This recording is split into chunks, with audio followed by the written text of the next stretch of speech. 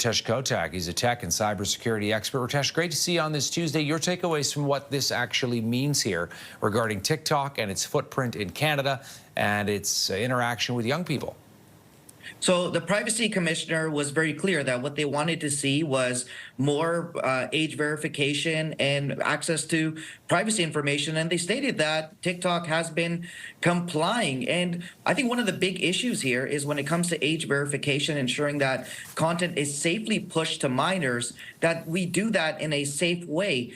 But there is that big, and you mentioned this, Todd, one of the big issues here is the fact that this is what's come out with TikTok. There's other platforms out there available as well that may not adhere to the same standards. And in addition to that, TikTok has been asked to wind up operations in Canada. So this kind of puts everything in perspective and everything together that TikTok has been asked to make these changes. They've made it. But what comes next for the platform and Canadians? Yeah, well, this is a great question because it's a bit confusing here. And, we can forgive people who don't work in the news trying to keep up, with whether or not TikTok will be allowed to stay in Canada or not. Where does that stand? It seems a little bit like we're in kind of a limbo here, Ritesh.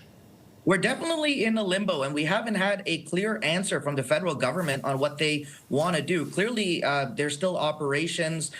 Millions of Canadians are using it. There's also this other big factor, and that's the United States. The fact that it's believed that there's going to be some sort of U.S. TikTok that's coming down the pipes. And maybe Canadians are going to say, okay, we're okay to join the U.S. TikTok type platform, and that would adhere to the national security concerns that the federal government has stated. They haven't provided any proof, but they've stated that this is a real big issue. But there's just a lack of information, a lot of confusion. People are like, are we going to have TikTok? Are we not? They're working with the Canadian government. Are they going to be forced to do something?